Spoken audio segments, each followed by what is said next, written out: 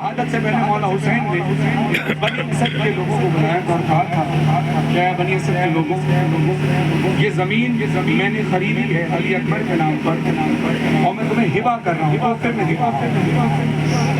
तुम यहाँ रहना, बस एक कोशिश करना। 3 वसीयत थी, उसमें से एक वसीयत ये थी कि इस जमीन पर कभी खेती बाड़ी क्योंकि यहाँ गुलशन ज़हरा के फूल बिकते हैं। दूसरी वसीयत कि जब भी मेरे ज़ाहिर आए तो उनको कम से कम 3 दिन तक मेहमान। और तीसरी वसीयत कि जब हमें शहीद कर दिया जाएगा, हमारे लाशें बेदोर कफन पड़े होंगे, हमें दफना दे।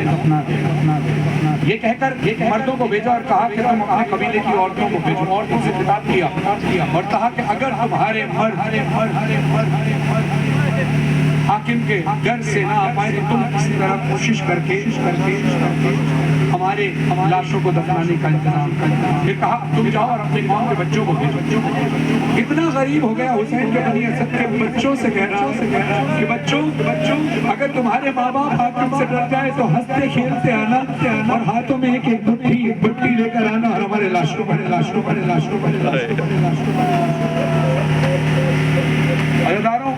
यहाँ गिरिया करने में शर्माना नहीं। हम पाकिस्तान में कहते थे कि गिरिया करो कि तुम्हें करबला तक आवाज करबला आ गए हो। यहाँ जहाँ तुम बैठे हो पता नहीं किस के लाशों के टुकड़े यहाँ बिखरे हुए हैं। हाँ ये करबला है। हुसैन को एक जगह नहीं पूरे मैदान में मारा है।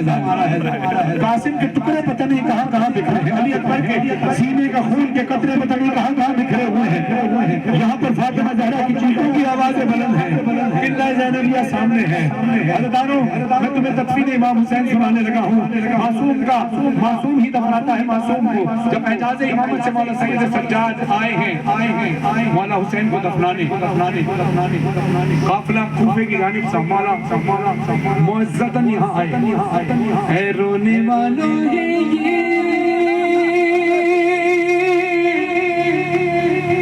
घड़ी शोरश की तदफीन हो रही है इमाम हुसैन। खुदा आपकी आवाजों पर रहमत नाज़िल फरमाए। सीनों पे मातम करना, सरों पे मातम करना, लगे कि किसी गरीब का मातम करने आए हो।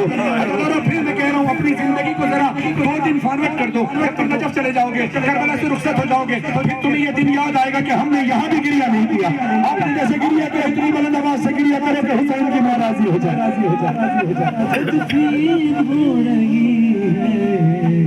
इमाम हुसैन कूफे से आए पहने जो सज्जाद बेड़ियां, लाशे हुसैन देखते आंसू रवा, हाथों को जोड़ कर किया बीमार ने बयां, बाबा तुम्हारी लाश को ढूंढूंगा, बाबा तुम्हारी लाश को ढूंढूं कहाँ। अरे कैसे कफन लाश को गुरबत नसीब हो।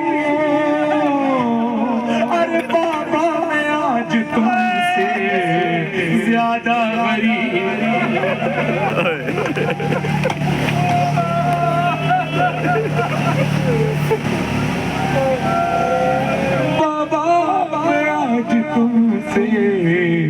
ज्यादा गरीब रोकर बनी असद के कबीले को दी सदा, लाशे हुसैन मिलके इकट्ठा करो जरा, उतरे लहद में शाह की बीमार करबला, बोले पढ़ूं मैं किस तरह तलकीन या खुदा।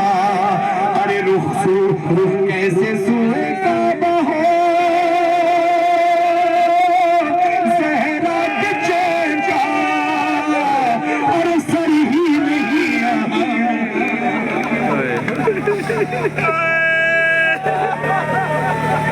और सर ही नहीं बाबा हुसैन का।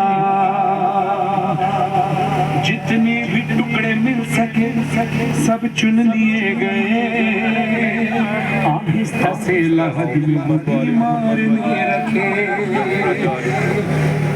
सीने पे हाथ रखा जो बेटे ने बाप के, हालत पे बाबा जान की, हालत पे बाबा जान की सज्जाद रो पड़े।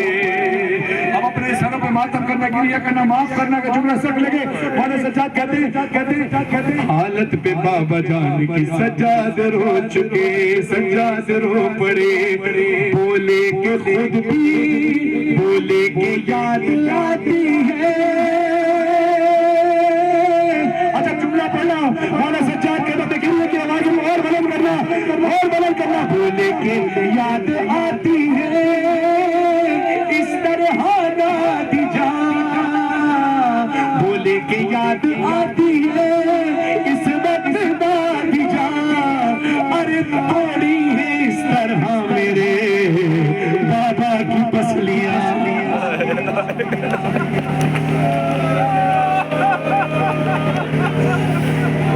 थोड़ी इस तरह मेरे बाबा की पसलियां। मौलाना सज्जाद कैसे लूटी है ऐसे लाश गरीब तैयार की, ऐसी पामाली हुई है लाश, हुई है लाश। हम इसी मैदान में खड़े, यही हुसैन की लाश पर घोड़े दौड़ाए। घोड़े वो नहीं थे जिस पर आम आदमी सवार होता है, आम आदमी आम घोड़ा नहीं। खास तौर पर इस काम के लिए वो घोड़े जो भारी वजन खींचते हैं, इसके लिए करना। अब इसी मैदान में बैठकर बस आंखें बंद करना। मेरे जुमले सुनना, मैं चंद मिनट में आपको 61 हिजरी की करबला पहुंचाऊंगा। बैठे आप करबला में हो, मगर ये